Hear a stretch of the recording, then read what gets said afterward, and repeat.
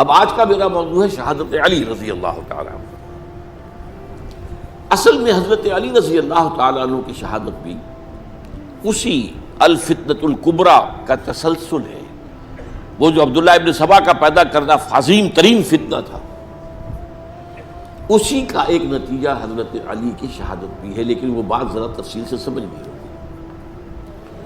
اور اس کے لیے میں ممنون احسان ہوں۔ حال ہی میں ایک کتاب چھپی ہے، ڈاکٹر سید رضوان علی ندوی، وہ محقق ہیں تاریخ کے، انہوں نے بڑی تاریخی تحقیق کے بعد جو باتیں بیان کی ہیں وہ میں آپ کے سامنے رکھ رہا ہوں۔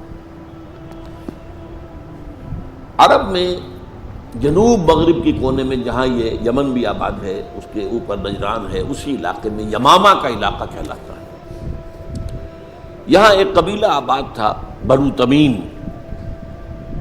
یہ جو لوگ تھے بڑے کرخت مزاج، جنگجو، اکھڑ، ضدی، اور جس بات کو ایک دفعہ مان لے اس پر اڑ جانے والے اور مر مٹنے والے۔ یہیں سے فتنہ پہلا اٹھا تھا۔ سب سے بڑا جو نئے جھوٹے نبی کھڑے ہوئے تھے ان میں سب سے بڑا تو مسیلمہ کذاب تھا، یہی تو علاقہ تھا، اور اس کے خلاف اس فتنے کی سرکوبی میں کتنے صحابہ، 1200 صحابہ ایک جنگ کے اندر شہید ہوئے، جن میں 500 جو ہیں وہ حفاظ تھے رضی اللہ تعالیٰ عنہ۔ تو یہ لوگ جو یہ تھے بڑے زوردار تھے۔ اس قبیلے کے بارے میں حضرت عمر رضی اللہ تعالیٰ عنہ نے ایک بڑی عجیب حکمت عملی اختیار کی ہے۔ ان کو وہاں سے اکھاڑ کر اور ایران کی سرحدوں پر آباد کر دیا، اب جہاں پر جہاد ہو رہا تھا، تاکہ ان کے اندر جو یہ جنگجوئی ہے یہ اب اس مقصد کے لیے استعمال ہو، اب وہ دارالاسلام کی توسیع کے مقصد کے لیے استعمال ہو، اور وہ ہوئی۔ حضرت عمر نے 2 چھاؤنیاں بنائی تھی رضی اللہ تعالیٰ، کوفہ اور بصرہ، کیونکہ ظاہر بات ہے کہ اب جو اسلام کا دائرہ پھیل رہا تھا اور اسلامی حکومت پھیل رہی تھی، اور زیادہ تر جو ہے مشرق کی طرف پھیل رہی تھی، ایران اور خراسان وغیرہ کی طرف، تو اب مدینے سے اس کا کنٹرول اتنا آسان نہیں تھا، فاصلہ تھا، تو چھاؤنیاں بنائیں تاکہ یہ اس سرحد کے اوپر یہ موجودہ مرکز رہے، یہاں فوجیں موجود رہیں، کہیں کوئی بغاوت ہو تو اس کو کچلنے کے لیے وہ قوت فوری طور پر دستیاب ہو سکے۔ یہ لوگ ہیں کہ جو عبداللہ ابن سبا کی فتنے سے سب سے زیادہ متاثر ہوئے۔ ان کی مزاج میں وہ کجی تو تھی نا۔ حضرت عمر بھی ان کا جو ایک مضبوط کنٹرول تھا انہیں دبائے رکھا ہے، اور ان کا رخ جو ہے ایک دوسری طرف موڑ کر اس سے اسلام کو فائدہ پہنچایا۔ لیکن اس کے بعد جب فتنہ جو آیا یہ عبداللہ ابن سبا، تو سب سے بڑھ کر یہی لوگ اس کے ماننے والے، اور انہی میں سے وہ لوگ تھے جنہوں نے جانیں بھی دے دی ہیں، جنہیں حضرت علی نے زندہ جلایا ہے، اس لیے کہ وہ کہتے تھے کہ علی خدا ہے۔ اے علی تم خدا ہو، تم ہمیں آگ میں جلا رہے ہو، یہ تو تم ہمارا امتحان لے رہے ہو۔ وَلَنَبْلُوَنَّكُمْ بِشَيْءٍ مِّنَ الْخَوْفِ وَالْجُوعِ وَنَقْصٍ مِّنَ الْأَمْوَالِ وَالْأَنفُسِ وَالثَّمَرَاتِ۔ اب وہ اس آیت کو اپنے اوپر منطبق کر رہے ہیں۔ تو یہ جو کرخت لوگ تھے، انہوں نے در حقیقت جو ہے عبداللہ ابن سبا کے کردار میں سب سے بڑا رول پلے کیا، اور انہی کے ہاتھوں حضرت عثمان شہید ہوئے رضی اللہ عنہ۔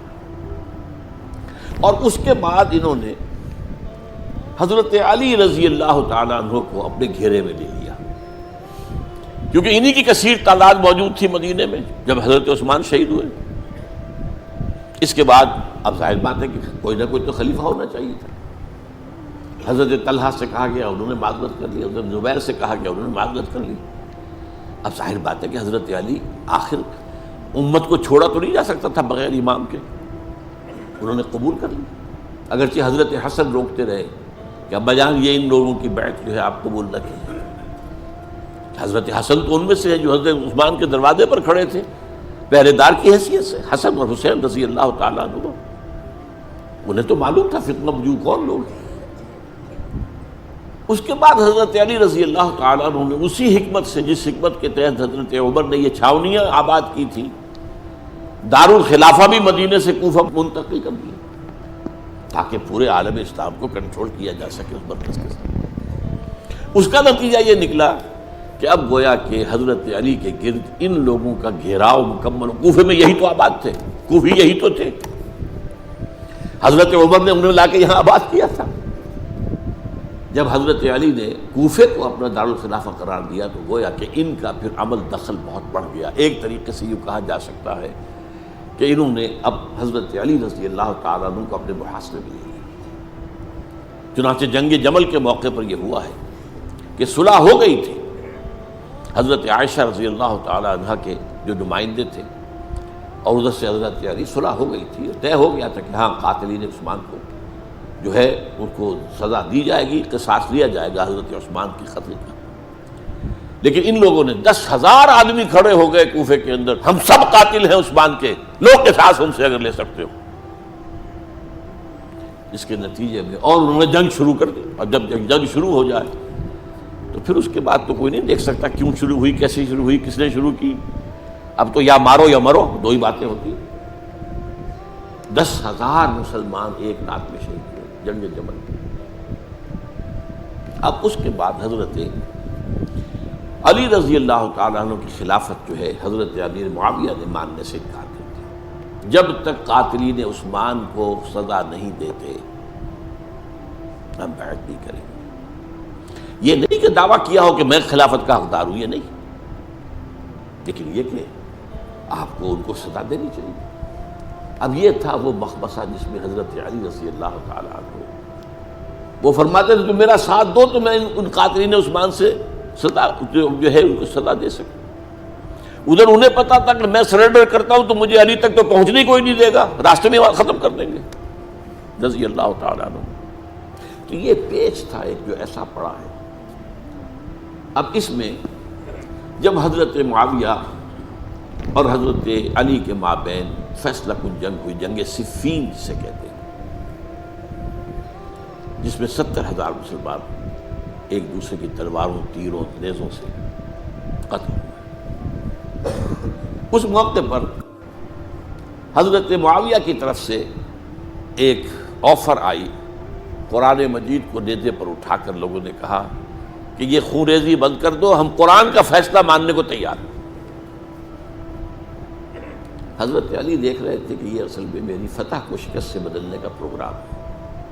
تقریباً فتح میری ہو چکی ہے، لیکن یہ جو طبقہ تھا یہ ان کا نہیں، بڑی ٹھیک بات کہہ رہے ہیں وہ، مانیے ان کی بات، جنگ بند کی. انہوں نے ہی یہی لوگ تھے جنہوں نے مجبور کیا حضرت علی کو کہ وہ تحکیم پر رضامند ہو جائے. اس کے بعد تحکیم میں جو معاملہ ہوا، حضرت علی حضرت عبداللہ ابن عباس کو اپنی طرف سے حاکم بنانا چاہتے تھے. یہ اڑ گئے نہیں. یہ اڑ جانے والے لوگ، اور یہی اصل قوت تھے. وہاں ساری طاقت تو انہیں کی تھی. تو انہوں نے ابو موسیٰ اشعری کو اپنی طرف سے مقرر، وہ بہت نرم خو آدمی تھے، انہیں بناؤ. بہرحال جو بھی بات طے ہوئی، اب تاریخ کی روایتوں میں اختلاف ہو سکتا ہے. کہا یہ جاتا ہے کہ طے تو یہ ہوا تھا حکمین کے مابین، ادھر سے ابو موسیٰ اشعری، ادھر سے عمرو بن العاص رضی اللہ تعالی عنہ، کہ آپ اپنے جو کلائنٹ ہیں حضرت علی آپ انہیں معزول کر دیجئے، میں معاویہ کو معزول کر دیتا ہوں، پھر جو ہے مسلمان فیصلہ کر لیں کسی اور کی عمارت. انہوں نے کھڑے ہو کے کہہ دیا میں علی کو معزول کرتا ہوں، اور عمرو بن العاص نے کہا کہ میں معاویہ کو قائم کرتا ہوں. اب یہ ہے روایت، واللہ عالم اس میں کتنا سچ ہے کتنا جھوٹ ہے. میں کوئی مورخ نہیں ہوں، میں کوئی تاریخ کا محقق نہیں. اس کے بعد جو ہے اب یہ لوگ جنہوں نے کہا کہ مانیے تحکیم کو، اور جب انہوں نے حضرت علی نے اس تحکیم کے فیصلے کو ماننے سے انکار کیا تو باقی ہو گئے، حضرت علی کو کافر قرار دیا. اور جا کر ایک جگہ پر حرورہ ایک جگہ تھی، وہاں پر جا کے جمع ہو گئے، جتھا بندی کی، بہت بڑی طاقت پر وہاں کری. انہوں نے طے کیا کہ علی بھی کافر ہو گیا، معاویہ بھی کافر ہو گیا، عمرو بن العاص بھی کافر ہو گئے، سب کافر ہیں. حضرت علی کی طرف سے ایک گئے سفیر ان سے بات کرنے کے لیے، تو انہوں نے کہا تم ہی نے تو کہا تھا کہ تحکیم کو تسلیم کرو، کہ ہاں ہم نے گناہ کیا تھا کفر کیا تھا، ہم توبہ کی ہم نے. اگر علی بھی مان لے کہ میں نے مان کر کفر کیا تھا اب میں توبہ کرتا ہوں تو ہم ان کی بات مان لیں گے. اب حضرت علی اس طرح کا جھوٹ کیسے بولتے ہیں؟ انہوں نے تو کوئی کفر نہیں کیا تھا. بہرحال انہوں نے پھر بھی نرمی برتی کہ دیکھو اگر تم کوئی خونریزی نہیں کرو گے، فساد نہیں مچاؤ گے تو میں تمہیں کچھ نہیں کہوں گا. لیکن وہ اپنی ان شرارتوں سے بعد نہیں آئے. تو پھر تیسری جو بڑی جنگ ہوئی ہے ان جنگوں میں، جنگ نہروان کہلاتی ہے، حضرت علی کی جنگ خوارج کے ساتھ، جس میں 4000 خارجی جو ہے ختم ہوئے. اور یہ بات اب آپ نوٹ کر لیجئے کہ یہ لوگ جیسا کہ اکھڑ بھی تھے لیکن اپنی بات پر ڈٹ جانے والے تھے، لیکن ساتھ ہی دیندار بھی تھے، نمازی اور روزہ دار بھی تھے. یہ اس طرح کے لوگ نہیں تھے کہ جو فاسق اور فاجر ہو. بس یہ مزاج کا ایک ہے، جس بات دل میں بیٹھ گئی اڑ گئے. تو یہ اصل میں انہوں نے پھر فیصلہ کیا کہ اور تو ہمارے بس میں اب کچھ نہیں ہے، ان تینوں کو قتل کر دیا جائے، علی کو بھی اور معاویہ کو بھی اور عمرو بن العاص کو بھی. تو ایک جگہ ان کی سازش ہوئی، 3 آدمی معین ہو گئے، ایک ہی وقت کا طے فیصلہ ہو گیا، فلاں تاریخ کو فجر کے وقت تم جاؤ، وہ تم کوفے کی جامع مسجد میں، جب علی نماز جماعت کرا رہے ہو خنجر مارو انہیں. اور یہ اس کا نام ابن ملجم تھا، خارجی. یہ وہی لوگ بنو تمیم کے لوگ. دوسرا جو تھا وہ دمشق میں حضرت معاویہ کو قتل کرنے شہید کرنے کے لیے پہنچا. تیسرا مصر پہنچ گیا حضرت عمرو بن العاص کو. اب یہ بات اللہ کی طرف سے ہے، یہ تو اس کی مشیت ہے، اس کا فیصلہ ہے. حضرت علی پر وار کارگر ہوا، آپ شہید ہو گئے. حضرت معاویہ پر وہ وار ذرا اوچھا پڑا، زخمی تو ہوئے لیکن آپ کی جان بچ گئی. عمرو بن العاص اس روز مسجد میں کسی معذوری کی وجہ سے، عذر کی وجہ سے فجر میں آ ہی نہیں سکے، لہذا حضرت علی کی شہادت ہو گئی. اب یہ ہے اصل پس منظر، کن لوگوں نے کیا شہید، اصل میں وہ سمجھ لینے کی بات ہے. یہ خوارج نے شہید کیا، لیکن خوارج کا فتنہ سبائی فتنے ہی کا آف شوٹ ہے، اسی کے ذیل میں ہے، اسی کی ایک شاخ ہے، اسی کا ایک نتیجہ ہے. یہ خوارج جو ہے بعد میں بھی ان کی مسلسل جو ہے وہ جنگیں رہی ہیں.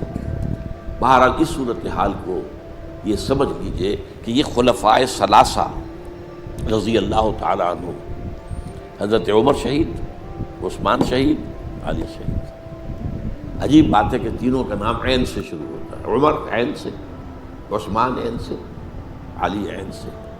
تینوں شہید ہوئے ہیں. لیکن یہ کہ یہ ہے